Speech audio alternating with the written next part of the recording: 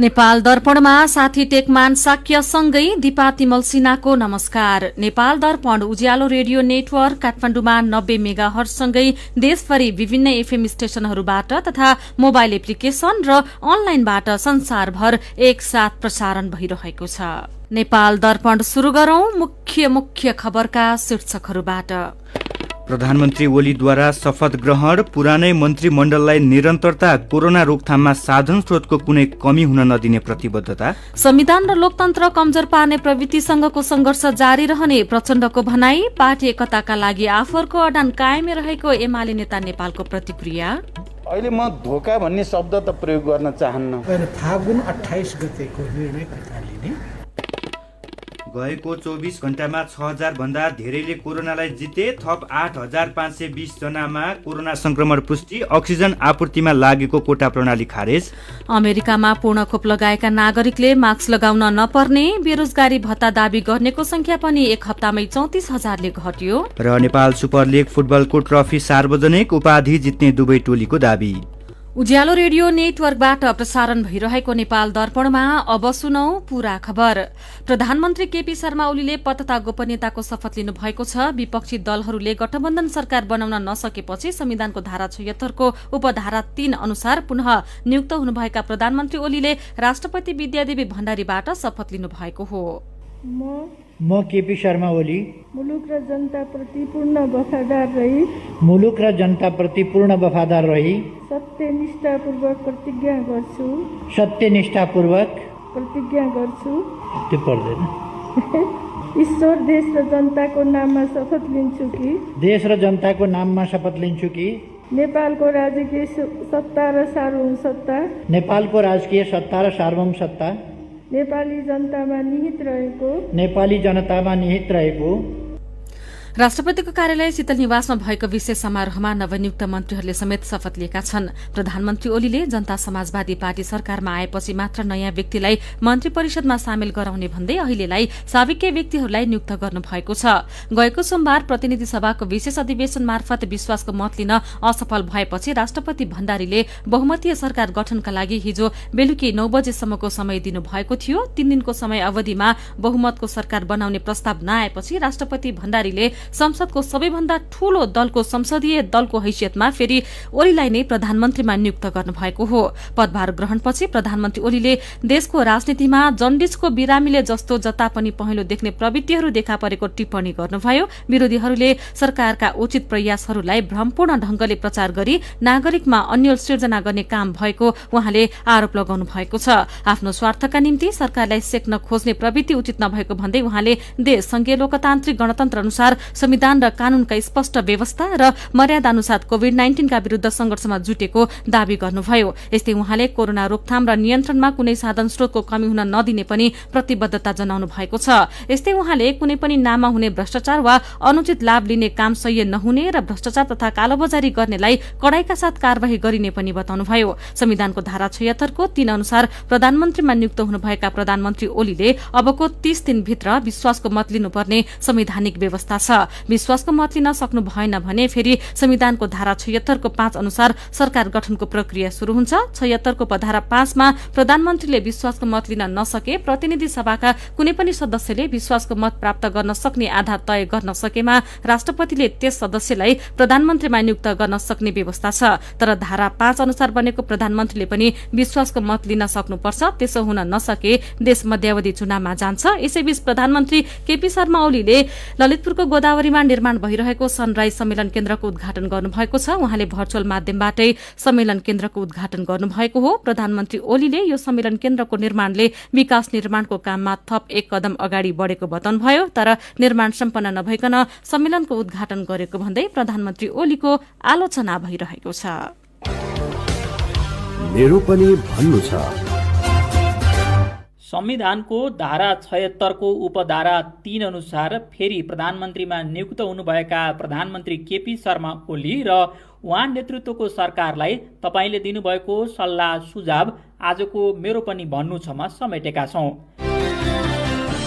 उज्यालोको Facebook पेजमा झन्डै 2000 वटा प्रतिक्रिया आएकोमा तपाईं सबैले अबको सरकारको पहिलो प्राथमिकता नागरिकको स्वास्थ्य र कोरोना नियन्त्रणमा नागरिकले अनुभूति हुने गरी काम थालनी होस् भनेर भन्नुभएको छ।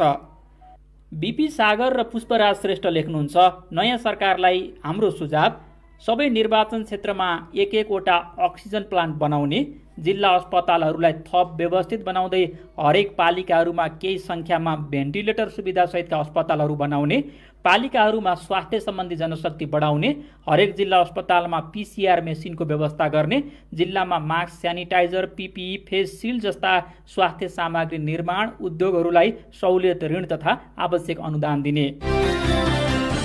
शिव न्यौपानेको सरकारलाई सुझाव छ, पहिला कोरोना नियन्त्रण गरौँ, अब सर्वदलीय संयन्त्र तयार गरेर शक्तिशाली समिति गठन गरौँ, अहिले रिटायर्ड भएका स्वास्थ्य कर्मीलाई 1 वर्षको लागि उचित तलबमा करारमा नियुक्त गरौँ, अक्सिजन प्लान्ट निर्माणमा जोड गरौँ, साबुन, अल्कोहल, मास्क लगायतका सामग्री उत्पादन बढाएर मूल्य कम गरौँ। रूपेन ओनेम लेख्नुहुन्छ, कालापानी, लिपुलेक, लिपियाधुरा सहितको चुच्चे नक्सा संशोधन गर्न जसरी राष्ट्रिय एकता निर्माण भएको थियो, अब कोरोना भाइरसलाई परास्त गर्न पनि त्यसै गरी राष्ट्रिय एकता सहित सबै राज्य शक्तिको प्रयोग होस्। अधिकारी सबु लेख्नुहुन्छ, अब जोक्स र चुड्किला मात्र होइन प्रधानमन्त्रीज्यू, देश र नागरिकको लागि अझै केही गरेर देखाउनुहोस्। अनि सबैको तर्फबाट अञ्जना गेवाली प्रधानमन्त्रीलाई सुझाव दिनुहुन्छ, प्रधानमन्त्रीज्यू, अब अक्सिजन, ICU तथा भेन्टिलेटरको अभावमा कसैले पनि अकालमै ज्यान गुमाउन नपरोस्, यति मात्र गर्नुभयो भने हामी पनि गर्वले छाती फुलाएर भन्नेछौँ, तेस्रो पटक प्रधानमन्त्री बन्नुभएकोमा तपाईँलाई बधाई। सरकारले नागरिकको ज्यान बचाउनतिर लाग्नुपर्छ भन्ने महत्त्वपूर्ण विचार, प्रतिक्रिया र टिप्पणीको लागि तपाईलाई धेरै धेरै धन्यवाद। मेरो पनि भन्नु छ। मेरो पनि भन्नु छ प्रस्तुत गर्दै हुनुहुन्थ्यो साथी मिलन तिमल सिन्हा। अब फेरि खबरकै सिलसिला। नेकपा माओवादी केन्द्रका अध्यक्ष पुष्पकमल दाहाल प्रचण्डले संविधान र लोकतन्त्र कमजोर पार्ने प्रवृत्तिसँगको सङ्घर्ष जारी रहने बताउनु भएको छ। ओली पुनः प्रधानमन्त्री बनेपछि प्रतिक्रिया दिँदै अध्यक्ष प्रचण्डले संविधान र लोकतन्त्रको पक्षमा निरन्तर खबरदारी गरिरहने बताउनुभयो। प्रतिपक्षीको हैसियतले सरकारबाट भएका गलत कामको आलोचना गर्दै नागरिकलाई राहत दिने र संविधान र देशको बचाउको पक्षमा निरन्तर सङ्घर्ष गर्ने उहाँले बताउनुभयो। सरकार गठनमा नेकपा एमालेको नेपाल खनाल समूहबाट धोका भएको हो भन्ने जिज्ञासामा उहाँले अहिले नै धोका भयो भनेर टिप्पणी गर्न नमिल्ने बताउनुभयो। अहिले म धोका भन्ने शब्द त प्रयोग गर्न चाहन्न, किनभने तपाईँहरूले देख्नुभयो अहिले भर्खर पनि हामी कुरा गर्दैछौँ। अब उहाँहरूभित्र केही समस्या पक्कै पनि भए होलान्। उहाँहरू आफू पनि संविधान र लोकतन्त्रको पक्षमा सङ्घर्षमै हुनुभएको हुनाले अहिले नै धोका दिनुभयो भन्ने शब्द बढी हुन्छ भन्ने लागेको छ। म आशा गर्छु कि उहाँहरू सत्यको पक्षमा, लोकतन्त्रको पक्षमा, संविधानको पक्षमा उहाँहरू सङ्घर्ष अगाडि बढाउनुहुन्छ र हाम्रो एक ठाउँमा फेरि पनि भेट हुन्छ भन्ने म ठान्छु। यसैबीच नेकपा एमालेका वरिष्ठ नेता माधव कुमार नेपालले पार्टी एकताका लागि आफूहरू पुरानै अडानमा यथावत रहेको बताउनु भएको छ। आफ्ना अडानमा ओली सहमत भए पनि पार्टीको मोडालिटी बारे भने टुङ्गो लागि नसकेको उहाँले बताउनुभयो। 2075 सालको जेठ 2 गतेकै अवस्थामा पार्टीलाई पुर्याउने र गएको फागुन 28 को निर्णय फिर्ता गर्नुपर्ने आफूहरूको मागमा अध्यक्ष ओली सहमत भएको नेता नेपालको भनाइ छ। फागुन 28 गतेको निर्णय फिर्ता लिने र जेठ 2 गतेको अवस्थामा पुग्ने हाम्रो यो बटम लाइन थियो। त्यसमा हाम्रो प्रधानमन्त्री केपी ओलीले त्यसमा चाहिँ सहमति दिनुभएको छ। यस्तै नेकपा एमालेका नेता भीम रावलले देशको राजनीतिले दिशा परिवर्तन गरि नसकेको बताउनु भएको छ। उहाँले आफूहरूको अडान यथावत रहेको प्रतिक्रिया दिनुभयो। यस्तै नेपाली कांग्रेसका वरिष्ठ नेता रामचन्द्र पौडेलले देशको राजनीति रहस्यमय बाटोमा धकेलिएको टिप्पणी गर्नुभयो। झन् रहस्यमय बाटोतिर जाँदैछ र धेरै संशयका कुराहरू छन्। अब यो पहिलो कुरा त यो संसदलाई फाल्ने प्रयत्न चाहिँ अझै पनि जारी छ। अब त्यो चाहिँ कसरी चाहिँ समाधान हुन्छ? संसदले पुरा आयु बाँच्न पाउँछ कि पाउँदैन? संविधानले बाँच्न पाउँछ कि पाउँदैन? अब जनताले बाँच्न पाउँछ कि पाउँदैन? यत्रो कोरोना छ। यो कोरोनाको बिचमा लगेर फेरि यहाँ यो तमासाहरू हुन थाल्यो भने फेरि जनता नै बाँच्ने कुरा आउँछ। त्यसकारण जनता बाँच्ने कुराको पनि चिन्ता छ। यसैबीच जनता समाजवादी पार्टीका अध्यक्ष उपेन्द्र यादवले राजनीतिको कोर्स करेक्सन हुनुभन्दा थप गिजोलिएको प्रतिक्रिया दिनुभएको छ। प्रधानमन्त्री ओली विरुद्ध वैकल्पिक सरकार गठनको दिशामा अघि बढेको यादवले पुनः ओली नै प्रधानमन्त्री बन्ने अवस्था आउँदा देशको राजनीति थप अनिश्चिततातर्फ धकेलिएको बताउनुभयो। यस्तै नेपाली कांग्रेस, माओवादी केन्द्र र जनता समाजवादी पार्टी जसपाका शीर्ष नेताबीच समसामयिक राजनीतिक घटनाक्रमबारे छलफल भएको छ। कांग्रेस सभापति शेरबहादुर देउबाको निवास बुढा नीलकण्ठमा सामान्य छलफल भएको सभापति देउबाको सचिवालयले जनाएको छ। पालिकामा चुनाव भएको 4 वर्ष पूरा भएको छ। 2074 साल वैशाख 31 गते पहिलो चरणमा बागमती, गण्डकी र कर्णाली प्रदेशका पालिकामा चुनाव भएको थियो। दोस्रो चरण अन्तर्गत असार 14 गते प्रदेश 1, लुम्बिनी र सुदूरपश्चिम प्रदेशका पालिकामा तथा तेस्रो चरणमा असोज 2 गते प्रदेश 2 का पालिकाहरूमा चुनाव भएको थियो। यस अवधिमा संस्थागत संरचनाको प्रारम्भिक कामले तीव्रता पाएको छ भने कानून निर्माण, विकास निर्माण र कोरोना रोकथाम तथा नियन्त्रणको क्षेत्रमा पालिकाहरूले काम गरिरहेका छन्। सिंहदरबारको अधिकार गाउँमा पुगेको भए पनि कतिपय पालिकामा विकृति र विसंगतिले समेत स्थान पाएका छन्। पालिका स्तरमै कार्यपालिका, न्यायपालिका र व्यवस्थापिकाका रूपमा सेवा प्रवाह गर्नु सबैभन्दा महत्वपूर्ण उपलब्धि भएको नेपाल नगरपालिका संघ र गाउँपालिका राष्ट्रिय महासंघले जनाएका छन्। यस्तै कृषि उत्पादनलाई आधुनिकीकरण, यान्त्रिकरण र व्यवसायीकरण गराउने प्रयास भए पनि पर्याप्त प्राविधिक कर्मचारीको अभावले काम गर्न कठिन भएको जनप्रतिनिधिहरूको गुनासो छ। सीधा कुरा प्रष्ट विचार, यो हो उज्यालो रेडियो नेटवर्क काठमाडौँमा 90 मेगाहर्ज। नेपाल दर्पणमा कुराकानी सँगै खबरको सिलसिला बाँकी नै छ, सुन्दै गर्नुहोला। तपाई अहिले रेडियो, मोबाइल एप्लिकेशन र अनलाइनबाट प्रसारण भइरहेको उज्यालो रेडियो नेटवर्कको नेपाल दर्पण सुन्दै हुनुहुन्छ। यतिन्जेल हामीले प्रधानमन्त्री ओलीद्वारा शपथ ग्रहण, पुरानै मन्त्रीमण्डललाई निरन्तरता, कोरोना रोकथाममा साधन स्रोतको कुनै कमी हुन नदिने प्रतिबद्धता, संविधान र लोकतन्त्र कमजोर पार्ने प्रविधिसँगको संघर्ष जारी रहने प्रचण्डको भनाई लगायतका खबर प्रस्तुत गर्यौं। अब बाँकी खबर। पछिल्लो 24 घण्टामा नेपालमा 6000 भन्दा धेरै कोरोना संक्रमण मुक्त भएका छन्। यो हिजोको भन्दा धेरै हो। हिजो 5055 जनाले कोरोनालाई जितेका थिए। यो सँगै नेपालमा कोरोना संक्रमण मुक्त हुनेको संख्या 3,27,653 पुगेको मन्त्रालयले जनाएको छ। अहिले नेपालमा सक्रिय संक्रमितको संख्या 1,07,336 छ। त्यस्तै कोरोना संक्रमणबाट थप 203 जनाको ज्यान गएको विवरण प्राप्त भएको मन्त्रालयले जनाएको छ। यो सँगै नेपालमा कोरोनाबाट ज्यान गुमाउनेको संख्या 4,669 पुगेको छ। यस्तै थप 8,520 जनामा कोरोना भाइरसको संक्रमण पुष्टि भएको छ। 20,948 जनाको पीसीआर र 530 जनाको एन्टिजेन विधि मार्फत परीक्षण गर्दा 8,520 जनामा संक्रमण पुष्टि भएको स्वास्थ्य तथा जनसंख्या मन्त्रालयले जनाएको छ। आज थपिएका सँगै नेपालमा कोरोना भाइरसको संक्रमण पुष्टि हुनेको संख्या 4,39,658 पुगेको छ। अहिले नेपालमा प्रयोग भइरहेको कोरोना भाइरस विरुद्धको खोप प्रभावकारी रहेकोमा विवाद छैन। तिनले संक्रमण रोक्न नसके पनि भाइरसका खतरनाक प्रकारबाट हुने गम्भीर प्रकारका समस्या र मृत्युबाट जोगाउन सक्ने डाक्टरले बताउँदै आएका छन्। पछिल्लो समय खोप लगाएका व्यक्तिमा पनि संक्रमण देखिन थालेको छ। साथै जानुका दुवारीले खोप लगाएकालाई पनि संक्रमण हुनुको कारण के हो भनेर स्वास्थ्य सेवा विभागको खोप शाखा प्रमुख डाक्टर झलक गौतमलाई सोध्नु भएको छ।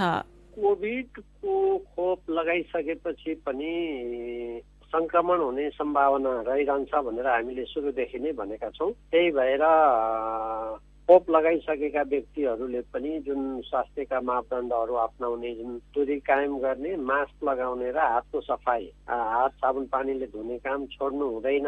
त्यही भएर हामीले भनेको हो। खोप लगाइसके पछाडि पनि के कस्ता स्वास्थ्य मापदण्डको पालना गर्नुपर्छ? खोप लगाइसकेका व्यक्ति वा नलगाएका व्यक्ति सबैले जुन दूरी कायम गर्ने, मास्क लगाउने, भिडभाडमा नजाने, साबुन पानीले हात बेला बेलामा धोइरहने वा अफिस अथवा कहीँ काम गर्दाखेरि साबुन पानीले हात धुन्न पाउँदा यदि सेनिटाइजर छ भने सेनिटाइजरले हात सफा गर्ने, त्यो गरिरहनु पर्छ र स्वास्थ्य मन्त्रालयले भनेका मापदण्डहरूलाई पालन गर्नुपर्छ। खोप लगाएको कति समयपछि शरीरमा एन्टिबडीको विकास हुन्छ?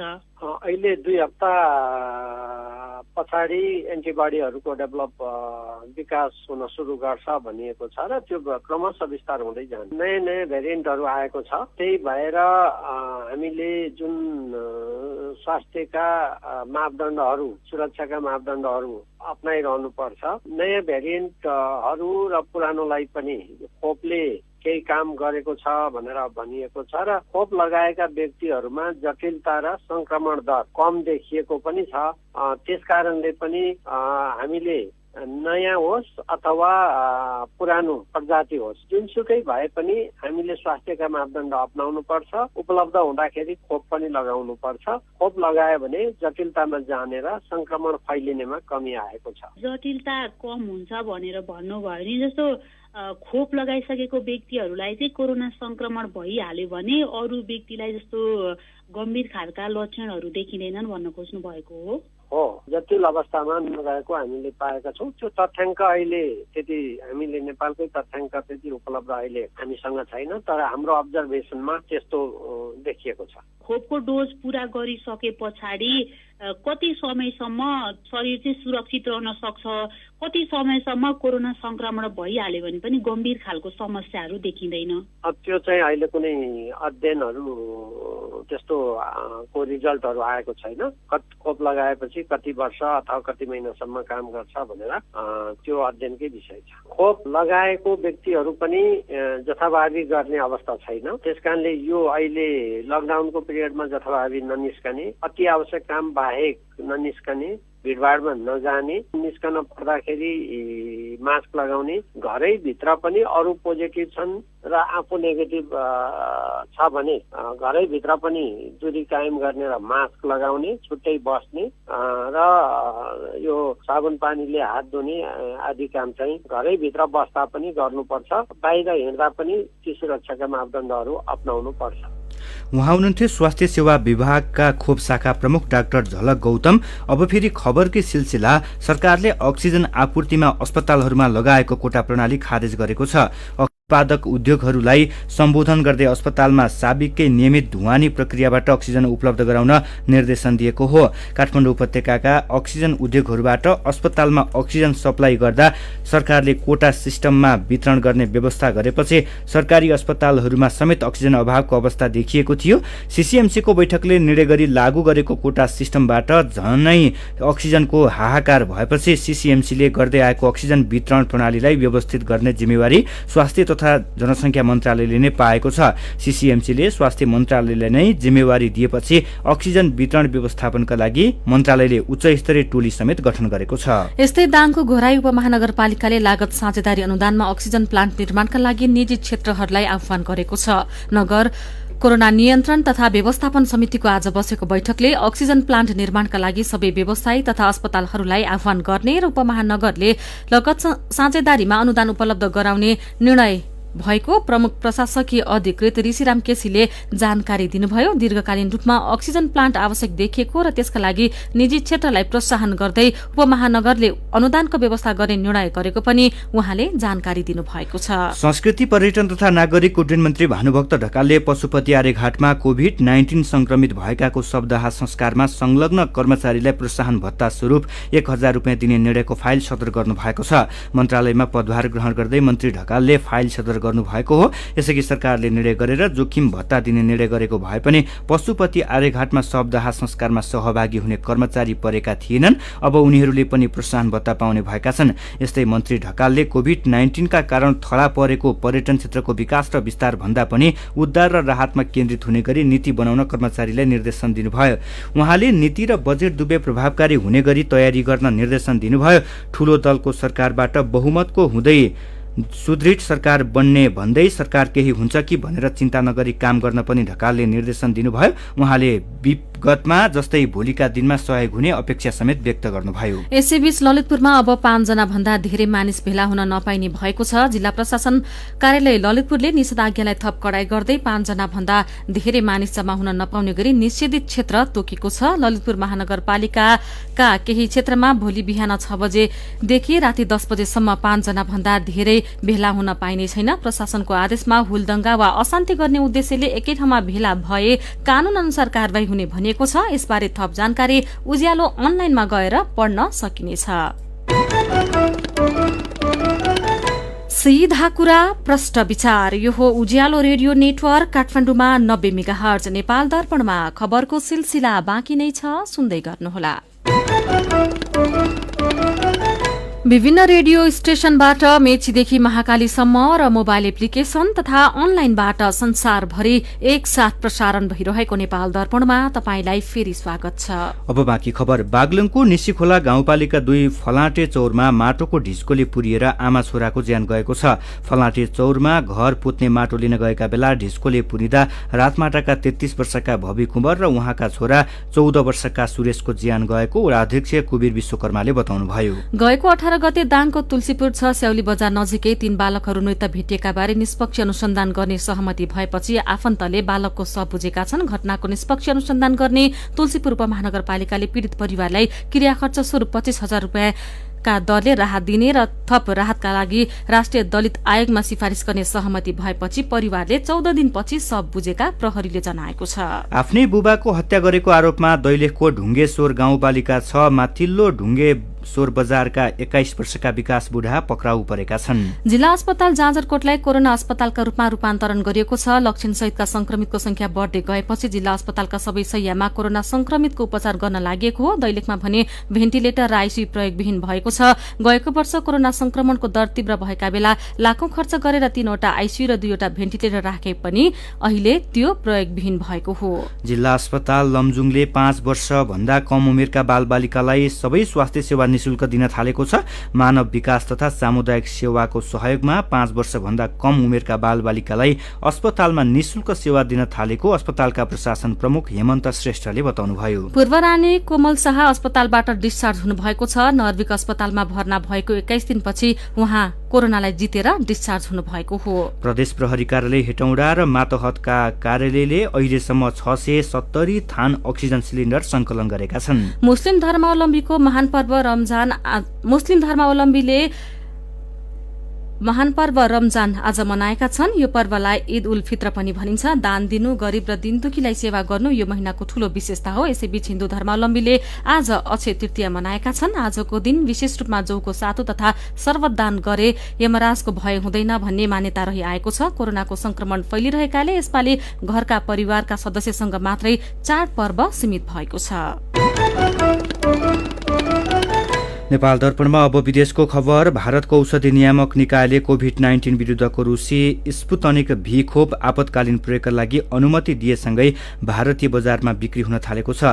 स्पुतनिक भी खोपलाई भारतीय औषधि नियामक निकायले गएको मे 1 तारिखमा स्वीकृति दिएको थियो। स्पुतनिक भी खोप भारतमै उत्पादन हुन थालेपछि आपूर्ति पनि बढ्ने कम्पनीको भनाइ छ। स्पुतनिक भी खोप भारतमा उत्पादन गर्न 6वटा विभिन्न कम्पनीसँग छलफल चलिरहेको छ। अमेरिकामा पूर्ण खोप लगाएका नागरिकले मास्क लगाउनु नपर्ने प्रावधान लागू गरिएको छ। राष्ट्रपति जो बाइडेनले कोरोना महामारीपछि लगाइएको स्वास्थ्य मापदण्डलाई केही खुकुलो पार्दै घर, कार्यालय जस्ता ठाउँमा मास्क लगाउन नपर्ने घोषणा गर्नुभएको हो।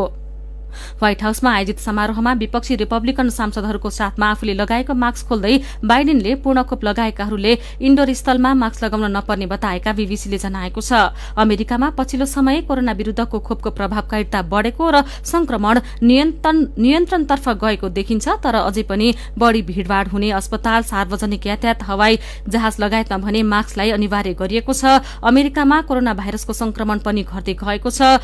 अमेरिकाले कोरोना रोकथामका लागि 12 देखि 15 वर्षका किशोर किशोरीका लागि पनि खोप दिने घोषणा गरिसकेको छ। यसैबीच अमेरिकामा रोजगारी पाउनेको संख्या पनि बढ्दै गएको छ। कोरोना महामारीका कारण गएको वर्षको सुरुमा ठूलो संकट बेहोरेको अमेरिकी श्रम बजारमा अहिले निकै सुधार आएको छ। पछिल्लो विवरणमा 4,73,000 व्यक्तिले मात्र रोजगारी गुमाएको सर्वेक्षणले देखाएको छ। श्रम तथ्याङ्क ब्यूरोले सार्वजनिक गरेको साप्ताहिक प्रतिवेदन अनुसार बेरोजगारी भत्ताका लागि आवेदन दिनेको संख्यामा 34,000ले घटेको छ। नेपाल दर्पणमा अब खेल खबर र नेपालमा पहिलो पटक आयोजना भएको फ्रेन्चाइज फुटबल प्रतियोगिता नेपाल सुपर लिग फुटबलको उपाधिका लागि भोलि धनगढी फुटबल क्लब र काठमाडौँ रेजर्स खेल्दैछन्। ट्रफी सार्वजनिक तथा प्री म्याच कन्फरेन्समा बोल्दै दुवै टिमका कप्तानले उपाधि जित्ने दावी गरेका हुन्। कोरोना भाइरसको महामारीका कारण रेस्लिङ खेलको सबै गतिविधि स्थगित गरिएको छ। नेपाल रेस्लिङ संघले कोरोनाको दोस्रो लहरलाई मध्यनजर गर्दै सबै गतिविधि स्थगित गरेको जनाएको हो। खेलकै अर्को प्रसंगमा इंग्लिश प्रिमियर लिग फुटबलमा आज शीर्ष स्थानको म्यानचेस्टर सिटीले 16औं स्थानमा रहेको न्यूक्यासल युनाइटेडसँग प्रतिस्पर्धा गर्दैछ। सिटीले राति पाउने 1 बजे न्यूक्यासलसँग उसकै मैदानमा खेल्नेछ। खेल खबरसँगै उज्यालो रेडियो नेटवर्कबाट प्रसारण भइरहेको नेपाल दर्पणको समय सकिनै लागेको छ। बिदा हुनु अघि आजका मुख्य खबरका शीर्षकहरू फेरि एकपटक। प्रधानमन्त्री ओलीद्वारा शपथ ग्रहण, पुरानै मन्त्रीमण्डललाई निरन्तरता, कोरोना रोकथाममा साधन स्रोतको कुनै कमी हुन नदिने प्रतिबद्धता। संविधान र लोकतन्त्र कमजोर पार्ने प्रवृत्तिसँगको संघर्ष जारी रहने प्रचण्डको भनाई। पार्टी एकताका लागि आफरको अडान कायमै रहेको एमाले नेता नेपालको प्रतिक्रिया। गएको 24 घण्टामा 6000 भन्दा धेरैले कोरोनालाई जिते, थप 8520 जनामा संक्रमण पुष्टि। अक्सिजन आपूर्तिमा लागेको कोटा प्रणाली खारेज। अमेरिकामा पूर्ण खोप लगाएका नागरिकले मास्क लगाउन नपर्ने, बेरोजगारी भत्ता दावी गर्नेको संख्या पनि एक हप्तामै 34,000ले घट्यो। र नेपाल सुपर लिग फुटबलको ट्रफी सार्वजनिक, उपाधि जित्ने दुवै टोलीको दाबी। आजको नेपाल दर्पण सकिएको छ। प्रविधिमा साथ दिने दिनेश निरौला र सरोज थापासँगै हामी टेकमान साकिया र दिपाती मल्सिना पनि बिदा हुन्छौं। कोरोनाको जोखिम कायमै रहेकाले सुत्नु अघि पनि साबुन पानीले मिची 20 सेकेन्डसम्म हात धुन नबिर्सनुहोला। नमस्कार।